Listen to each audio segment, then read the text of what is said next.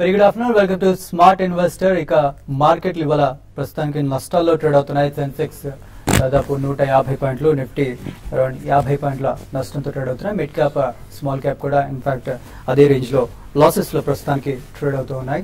And specially sectorial wise గా చూసుకున్నట్లయితే నిన్న మొన్న ఏవైతే బాగా లాభపడ్డ సెక్టర్స్ ఉన్నాయో అవే ఇవాళ నష్టపోతున్న సెక్టర్స్ లో కూడా ఉన్నాయి. స్పెషలీ బ్యాంక్ నిఫ్టీ ఇవాళ top one of the top loser గా ఉంది. ఆ తర్వాత realty and specially PSU banks ఇవాళ భారీగా నష్టపోతున్నాయి. పిఎస్యూ బ్యాంక్ వేరేజ్ బ్యాంక్ నిఫ్టీ 1.2% లాసెస్ లో ఉంటే స్పెషలీ పిఎస్యూ బ్యాంక్స్ ఇండెక్స్ 2.29%, అంటే మోర్ దెన్ 1% ఎక్కువగా నష్టపోతున్నాయని చెప్పుకోవచ్చు. అలాగే ఏషియన్ మార్కెట్స్ చూసుకున్నట్లయితే గ్లోబల్ క్యూస్ వైజ్ గా ఏషియన్ మార్కెట్స్ కూడా ఎక్స్ట్రీమ్ నెగిటివ్ గా క్లోజ్ అయ్యాయి ఇవాళ ఉదయం. అండ్ నిన్న మొన్న పాజిటివ్ గా ఉన్న యూరోప్ మార్కెట్లు కూడా ఇవాళ నెగిటివ్ గా ట్రేడ్ అవుతున్నాయి ప్రస్తుతానికి. అలాగే మళ్ళీ రూపీ విషయానికి వచ్చినట్లయితే కూడా రూపీ కూడా మళ్ళీ ఇవాళ లూజ్ అవుతోంది, ప్రస్తుతానికి నష్టపోతోంది రూపీ కూడా. ఇండివిజువల్ మనం స్టాక్స్ వైజ్ గా చూసుకున్నట్లయితే ఇవాళ పవర్ గ్రిడ్, హిండాల్కో ఈ రెండు కూడా టాప్ లూజర్ గా ఉన్నాయి నిఫ్టీలో చూసుకున్నట్లయితే. అండ్ బ్రెడ్త్ వైజ్ గా చూసుకున్నట్లయితే కూడా నిన్న దాదాపు పాజిటివ్ గా ఉన్న బ్రెడ్త్ ఇవాళ నెగిటివ్ గా మారిపోయింది. మళ్ళీ నిఫ్టీలో చూసుకున్నట్లయితే కేవలం 10 స్టాక్స్ లాభపడుతున్నాయి, 40 స్టాక్స్ నష్టపోతున్నాయి. ఓవరాల్ మార్కెట్ బ్రెడ్త్ చూసుకున్నట్లయితే కూడా అలాగే ఉంది. రేషియో ఇంచుమించుగా ప్రతి 3 స్టాక్స్ నష్టపోతుంటే ఒక స్టాక్ మాత్రమే లాభపడుతూ ఉంది. ఇక మార్కెట్ గురించి మరింత విశ్లేషణ అందించడానికి మనతో పాటు శేషు గారు, సుందర్ గారు ఉన్నారు. అండ్ అలాగే mutual fund expert, mutual fund సంబంధించి మీకు ఎలాంటి సందేహాలను కాల్ చేయండి. బాలరాజు గారు ప్రస్తుతం మనతో పాటు స్టూడియోలో ఉన్నారు. సో గుడ్ ఆఫ్టర్నూన్ అండి. సో ఫస్ట్ శేషు గారు, మార్కెట్ నెగిటివ్ గా ఉంది, అలాగే నిన్న మొన్న ఏవైతే లాభపడ్డాయో ఆ సెక్టర్స్, ఆ స్టాక్స్ ఎస్పెషల్లీ ఇవాళ మళ్ళీ నష్టపోతూ ఉన్నాయి. సో మార్కెట్ ని ఎలా విశ్లేషిస్తారు? మార్కెట్స్ అంటే ఈ రోజు నష్టపోతున్నాయా అని మనం అనుకుంటున్నాం. బట్ లో నుంచి మంచి రికవరీ వచ్చింది. మార్నింగ్ టైంలో చూస్తే ఒక టైంలో 130 పాయింట్స్ నిఫ్టీ మనకి మైనస్ లో ఉంది. అయితే ఇప్పుడు అక్కడ నుంచి ఒక 45 to 50 పాయింట్స్ మైనస్ లోకి వచ్చింది. అంటే దగ్గర 70 పాయింట్స్ దాకా రికవరీ వచ్చింది. ఇది మంచి రికవరీ అని చెప్పొచ్చు అండి. ఎందుకంటే లాస్ట్ ఒక మనం చూస్తున్నాం ప్యానిక్ పెరిగితే ఒక 100 పాయింట్స్, 120 పాయింట్స్, డౌన్ అయినా కూడా 120, 140 పాయింట్స్ ఆ విధంగా ప్యానిక్ సెల్లింగ్ అనేది మార్కెట్ లో ఉంది. అయితే ఈ రోజు దానికి భిన్నంగా కొంచెం లో నుంచి మంచి రికవరీ వచ్చింది కాబట్టి మంచి రికవరీ అని చెప్పొచ్చు. అయితే ఆటోమొబైల్ స్టాక్స్ ఈ రోజు కొంచెం యాక్టివ్ గా ట్రేడ్ అవుతున్నాయి. లైక్ బజాజ్ ఆటో ఒకటి, తర్వాత ఈవెన్ హీరో మోటార్ కార్పొరేషన్ -1.5% నుంచి ప్లస్ రావడం చూసాము. తర్వాత ఈవెన్ టెల్కో కూడా, టాటా మోటార్స్ కూడా చాలా స్ట్రాంగ్ గా ట్రేడ్ అవుతుంది 2%.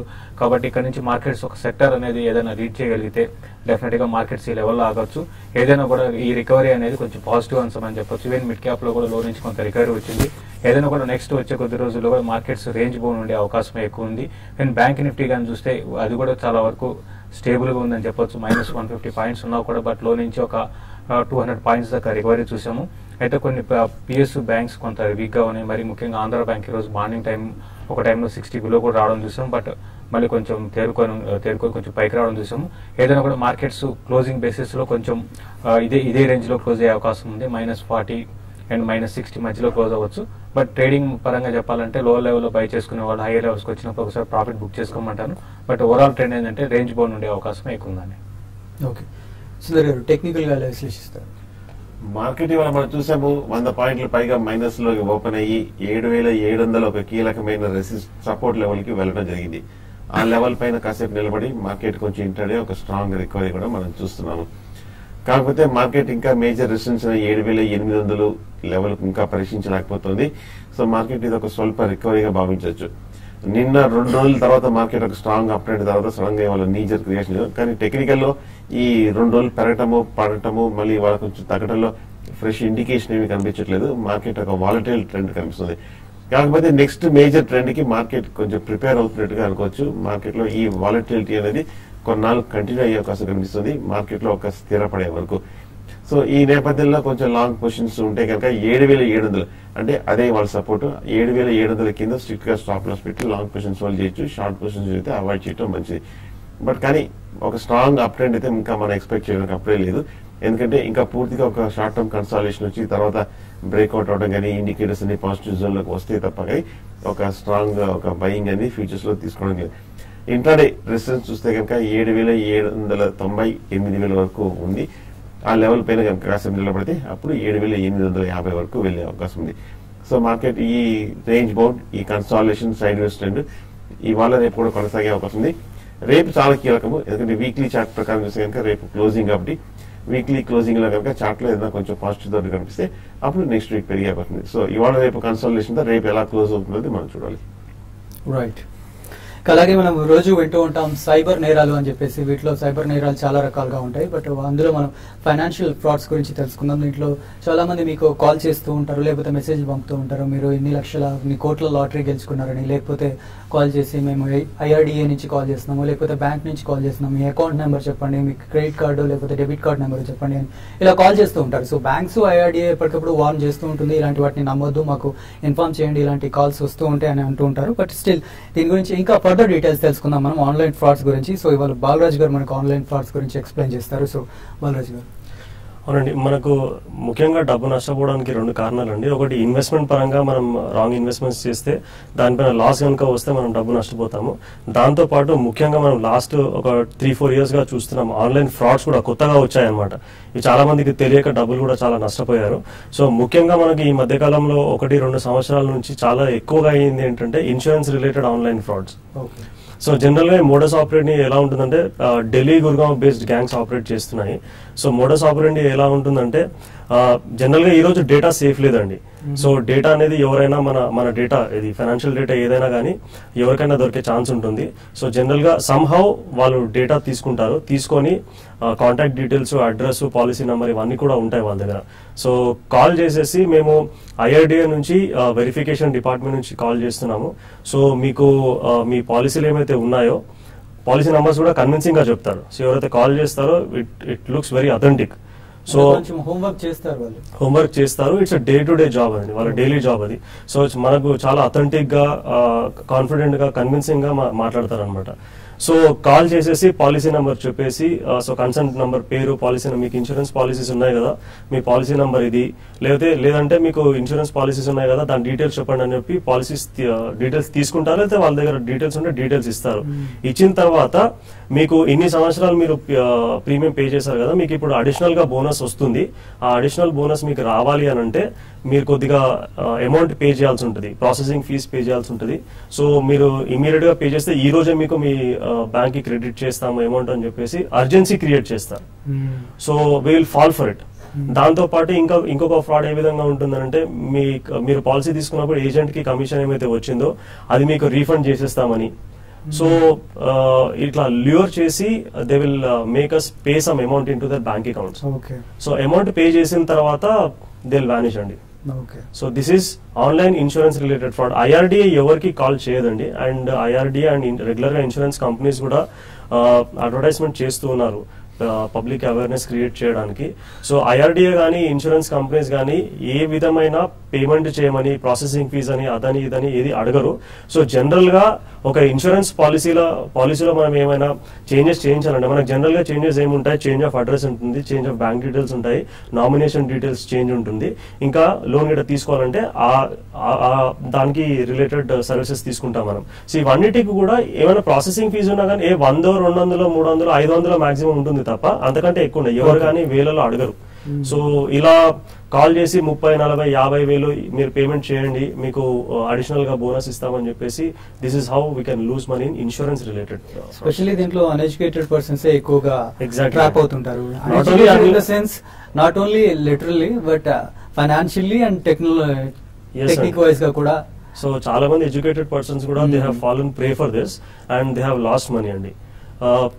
దీంతో పాటు మనకి ఇంకొక విధమైన ఫ్రాడ్ ఉంటుంది. లైన్ లో కాలర్ ఉన్నారు. హలో ఆంజనేయులు గారు చెప్పండి. వేదంతా 185 లో ఉందండి బయింగ్. ఓకే. వేదంతా 185 లో బయింగ్ ఉంది. Okay.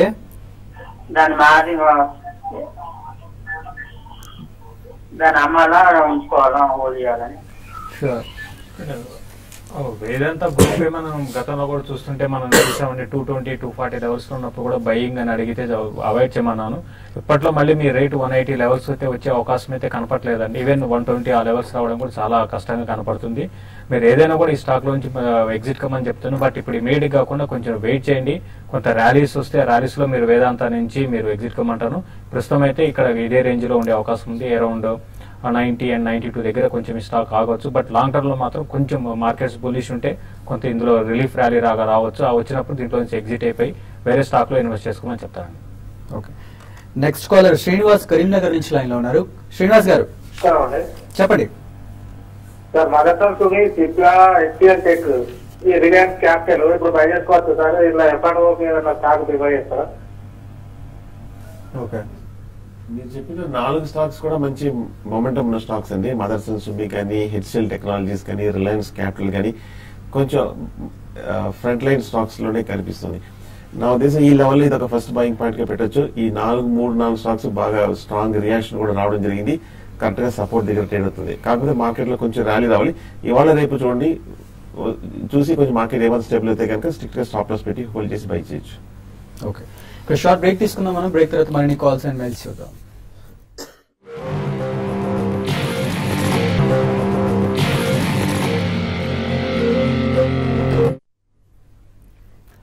Welcome back.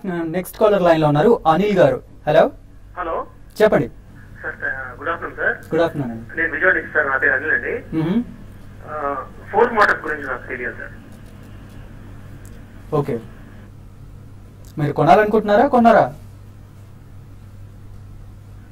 Okay, line phone పెట్టేసినట్టున్నారా?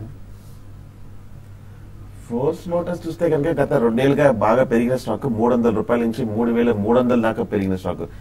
కొంచెం టెక్నికల్ గా లాంగ్ టర్మ్ చూస్తే ఓవర్ బాట్ పొజిషన్ కనిపిస్తుంది. బట్ ఫండమెంటల్ గా ఇంకా కొంచెం స్ట్రాంగ్ గా పాజిటివ్ వార్తలు కూడా రావడం జరిగింది. ఈ మధ్య కాలంలో గత 4 రోజులు బట్టే కొంచెం హై రేట్ లో 3,300 నుంచి మనం 2,000 వరకు స్ట్రాంగ్ రియాక్షన్ మనం చూసాము. కాకపోతే ఈ రేట్ లో 2,000 దగ్గర కొంచెం సపోర్ట్ తీసుకుంటూ కనిపిస్తుంది. కాకపోతే మార్కెట్ సపోర్ట్ కొంచెం కావాలి. మార్కెట్ కొంచెం నిలబడి పెరిగి కొంచెం స్థిరంగా ఉంటే కనుక ఇక్కడ నుంచి ఫోర్స్ మోటార్స్ కూడా పెరిగే అవకాశం ఉంది.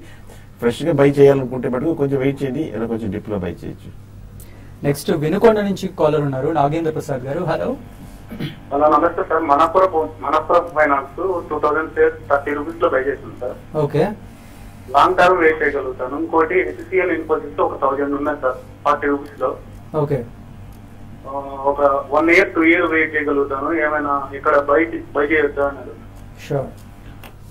ఇప్పుడు మీరు సెలెక్ట్ చేసుకున్న 2 స్టాక్స్ కూడా ఏంటంటే అంత క్వాలిటీ స్టాక్స్ అయితే కాదండి. Manappuram finance, HCl info system 2 కూడా అంటే మీరు ఒకటే చూస్తున్నారు. 50 రూపాయల లోపల ఉన్నాయి కదా ఈ స్టాక్స్, ఫ్యూచర్ లో 100 రూపీస్ అవుతాయి అనే ఉద్దేశంతో మీరు ఆలోచిస్తున్నారు. బట్ అది రైట్ కాదండి. 2 కూడా మంచి స్టాక్స్ అయితే కాదు. కాబట్టి ఏంటంటే మీరు ర్యాలీస్ లో ఎగ్జిట్ కానీ, మరీ ముఖ్యంగా మార్కెట్స్ ఈ విధంగా ఉన్నప్పుడు ఓన్లీ కొన్ని స్టాక్సే పెరుగుతాయి. అటువంటి స్టాక్స్ లోనే మనం విన్నింగ్ స్టాక్స్ లోనే ఉండాలి. ఇటువంటి స్టాక్స్ మీరు అవాయిడ్ చేయమంటారు. కొంచెం మనపురం ఫైనాన్స్ కొంచెం కంపేర్ చేసి ఇన్ఫో సిస్టమ్ కొంచెం బెటరే. బట్ ఏదైనా కూడా ఇవన్నీ కూడా ఏంటంటే లాంగ్ టర్మ్ కి అంత మంచి స్టాక్స్ కాదు. ర్యాలీస్ లో ఎగ్జిట్ కాండి. నెక్స్ట్ హైదరాబాద్ నుంచి రమేష్ గారు లైన్ లో ఉన్నారు. హలో మాట్లాడాలనుకున్నానండి. చెప్పండి. హలో సార్, నమస్కారం సార్. నమస్తే అండి, చెప్పండి. సార్ నేను నాకు ఆన్సర్ చేశారు మీరు, చాలా థ్యాంక్స్ అండి దానికి. ఓకే, చెప్పండి. అయితే నా దగ్గర ఏంటంటే డిఎస్పీ బ్లాక్ రాకుండా హెచ్డిఎఫ్సి ఈక్విటీ, హెచ్డిఎఫ్సి టాప్ 200 లో ఒక దగ్గర 4 lakhs దాకా ఉన్నాను. ఇప్పుడు ఆ అమౌంట్ కూడా బిర్లా సన్ లైఫ్ ఎంఎన్సీకి, Birla Mirae asset India opportunity fund కి షిఫ్ట్ చేసేయమంటారా సార్? అంటే ఎసెట్స్ ఆల్రెడీ స్టార్ట్ చేశాను ఇవాటి నుంచే ఆ 2లో. Okay, good. లంసమ్ అమౌంట్ కూడా వేసేయమంటారా, లేకపోతే అది వాటిలో ఉంచమంటారా? చెప్పండి సార్. వాటి నుంచి వచ్చేసాలండి. మీరు లాస్ట్ 1 year లో ఇన్వెస్ట్మెంట్ చేయలేదు కదా? ఓకే, మీరు లాస్ట్ 1 year లో ఏమైనా ఇన్వెస్ట్మెంట్ చేసి ఉంటే మీకు షార్ట్ టర్మ్ క్యాపిటల్ గెయిన్స్ వస్తే వచ్చుంటది. ఎందుకంటే లాస్ట్ లో కూడా ఉండొచ్చు మీరు. సో లాస్ట్ 1 year లో ఇన్వెస్ట్మెంట్ ఏమైతే చేశారో దాన్ని వదిలిపెట్టేసేసి అంతకుముందు ఇన్వెస్ట్మెంట్ చేసినా బయటకు వచ్చేసి మీరు చెప్పిన ఫండ్స్ లో మీరు సెగ్రిగేట్ చేసుకుంటే మంచిగా ఉంటుంది. లాస్ట్ 1 year ఎందుకు వద్దంటే మనకు ఎగ్జిట్ లోడ్ ఉంటుంది. దాంతో పాటు మీరు కొద్దిగా ఏమైనా గెయిన్స్ వస్తే కనుక దానిపైన షార్ట్ టర్మ్ క్యాపిటల్ గెయిన్స్ కూడా పే చేయాల్సిన అవసరం వస్తుంది. సో కాకపోతే లాస్ట్ 1 year లో మనకు మార్కెట్ నెగిటివ్ లో ఉంది కాబట్టి మీరు పెద్దగా రిటర్న్స్ కూడా రాకపోయి ఉండొచ్చు మీకు. నెక్స్ట్ కాలర్ శ్రీనివాస్ గారు ఉన్నారు హైదరాబాద్ నుంచి. శ్రీనివాస్ గారు నమస్కారం సార్. బాలరాజ్ గారితో మాట్లాడాలండి. నమస్తే అండి, చెప్పండి. సార్ నేను Franklin India 3 mutual funds select చేస్తున్నానండి. మంత్లీ ఎస్ఐపి చేయడానికి 2000 రూపీస్ ఈచ్ ఫండ్ కి. అది Franklin India high growth companies ఒకటి, Franklin India prima plus fund ఒకటి, Franklin India flexi cap fund ఒకటి. ఈ 3 మంచివేనా? తీసుకోవచ్చా? మూడు మంచి ఫండ్స్ ఏనండి. కాకపోతే మీరు ఉన్న డబ్బులు మొత్తం ఒకే ఫండ్ హౌస్ లో వేయడం మంచి పద్ధతి కాదండి. సో మనం ఏవైతే డబ్బులు ఇన్వెస్ట్మెంట్ చేయాలనుకుంటున్నామో దాన్ని డైవర్సిఫై చేసుకోవాలి ఫర్దర్ గా. మీరు చెప్పిన మూడు funds multi cap oriented funds. కాకపోతే అందులో మీరు ఫ్రాంక్లిన్ ఇండియా ప్రైమా ప్లస్ గానీ లేదంటే Franklin India high growth companies fund గానీ అందులో ఏదైనా ఒక ఫండ్ లో మీరు ఇన్వెస్ట్మెంట్ చేసుకోవచ్చు 2000 రూపీస్. ఇంకా 4000 రూపీస్ ఏమైతే ఇన్వెస్ట్మెంట్ చేయాలనుకుంటున్నారో దాన్ని వేరే ఫండ్స్ లో ఇన్వెస్ట్మెంట్ చేసుకుంటే మంచిది. దానికి మీరు Birla sun life MNC fund ఒకటి and ICICI Prudential focused blue chip ఒకటి, ఈ రెండింటిలో మీరు సెగ్రిగేట్ చేసి ఇన్వెస్ట్మెంట్ చేసుకోండి. నెక్స్ట్ హైదరాబాద్ నుంచి అబ్దుల్ మజీద్ గారు లైన్ లో ఉన్నారు. హలో హలో సార్, చెప్పండి సార్. ఇది SKS micro finance and KEC international 140 లో కేఈసీ ఉన్నాయి, 148 లో sir. Okay, SKS and KEC SKS micro finance మీరు హోల్డ్ చేసుకోవచ్చు అండి. ఈవెన్ లాస్ట్ కొన్ని రోజులు కొంత వీక్ ఉంది మార్కెట్ లో ఉన్న వీక్నెస్ తో దానివల్ల. బట్ ఫండమెంటల్స్ అనేది మనకి చూస్తే ఒక 2-3 years బ్యాక్ ఇప్పుడు చాలా ఇంప్రూవ్ అయ్యాయి. బిజినెస్ మోడల్ కూడా చేంజ్ అయింది. ప్లస్ రిజల్ట్ కూడా చాలా స్ట్రాంగ్ రిజల్ట్ పోస్ట్ చేస్తున్నారండి. కాబట్టి SKS micro finance long term కోసం మీరు హోల్డ్ చేయండి. నెక్స్ట్ 1.5-2 years లో ఈవెన్ 1.5 year అంత కాలం వెయిట్ చేయలేకపోయినా అట్లీస్ట్ నెక్స్ట్ ఒక 3 quarters ఈ స్టాక్ మళ్ళీ న్యూ హైస్ రావడానికి అవకాశం కనపడుతుంది. కాబట్టి ఎస్కేఎస్ హోల్డ్ చేయొచ్చు. తర్వాత కేఈసీ కూడా మనకు గతంలో చాలా సార్లు 90లో రికమెండ్ చేయడం జరిగింది ఈ స్టాక్ ని. డెఫినెట్ గా ఈ స్టాక్ కూడా మంచి ఫ్యూచర్ ఉండే అవకాశం కనపడుతుంది. మరి ముఖ్యంగా ప్రాఫిట్స్ అనేది బాగా మార్జిన్స్ బాగా పెరుగుతున్నాయి. మీరు ఈ స్టాక్ ని కూడా హోల్డ్ చేయండి. రెండు కూడా లాంగ్ టర్మ్ కి మంచి బెట్స్ అండి. నెక్స్ట్ కాలర్ హైదరాబాద్ నుంచి సుబ్రహ్మణ్యం గారు లైన్ లో ఉన్నారు. సుబ్రహ్మణ్యం గారు హలో సార్, నా పేరు సుబ్రహ్మణ్యం అండి, హైదరాబాద్ నుంచి చేస్తాను. చెప్పండి. నేను కరెంట్లీ వచ్చేసి 50,000 షేర్స్ హోల్డ్ చేస్తానండి 3i Infotech. అబౌట్ నేను మధ్యలో ప్రైస్ బాగా కిందికి వెళ్ళినప్పుడు అబౌట్ 2.5 రేంజ్ లో ఉన్నప్పుడు కొన్నానండి. ఇది ఆల్మోస్ట్ 55 సైక్ లో ఉంది. బట్ నేను I'm very young, about 24 years. I can hold it for very long time. About 15 years and it doesn't matter. And simultaneously నాకు ఇంకొన్ని షేర్స్ మీద కూడా మీరు ఫోకస్ ఇవ్వాలి. లైక్ ఎరా ఉంది, ఈఎస్ఎల్ ఉంది, దెన్ టీటీఎల్ ఉంది. అంటే బేసిక్లీ పెన్నీ స్టాక్స్ బాగా కాన్సన్ట్రేట్ చేసుకుంటానండి. బికాస్ నాకు టైం ఉంది. అబౌట్ 50 రూపీస్ లోపల ఉన్నది ఏమైనా యూజువలీ నేను వాటి క్యాపిటల్ వాటిని ఏమంటారు మన రిపోర్ట్స్ అన్ని చెక్ చేసుకుంటాను. These companies are good, but as of now చాలా డౌన్ రేట్ లో ఉన్నాయి. సో నన్ను దీని మీద కొంచెం ఫోకస్ ఇస్తే చాలా బాగుంటుంది. బికాస్ అంటే మీరు యూజువల్లీ పెద్దవాళ్ళకి ఎక్కువ ఫోన్ చేస్తూ ఉంటారు కాబట్టి మానేజ్ వాళ్ళకి young people who have lot of time and age. Subrahmanyam గారు మీరు చాలా చిన్న ఏజ్ లో మార్కెట్ మీద చాలా ఎక్స్పర్టైజ్ నాలెడ్జ్ సంపాదించినట్టున్నారండి. ఈ మాటలు బట్టి చూస్తుంటే అనిపిస్తుంది పెన్నీ స్టాక్స్ మీద బాగా రీసెర్చ్ చేసినట్టున్నారు. పెన్నీ స్టాక్స్ మీద ఇంత రీసెర్చ్ చేసి ఇంత టైం స్పెండ్ చేయడం అంత మంచిది కాదనిపిస్తుంది. ఎందుకంటే మీకు గ్రోత్ స్టాక్ లో ఉందా లేదా చూడండి. ఫండమెంటల్ గా చాలా స్ట్రాంగ్ గా ఉందా, లేదంటే టెక్నికల్ గా ఇది కొంచెం బాగా నిలబడిందా చూడాలి తప్ప. కానీ బాగా తక్కువ రేట్లో దొరుకుతుంది, 10 రూపాయల లోపల దొరుకుతుంది. ఒకవేళ ఏదో కొంచెం ఫండమెంటల్ మారితే టర్న్ అరౌండ్ స్టాక్ అవుతే కనుక ఇమీడియట్ గా 5 రెట్లు 10 రెట్లు పెరిగిపోతున్న ఉద్దేశంతో మీరు హై స్పెక్యులేషన్ మీరు చేస్తున్నారు.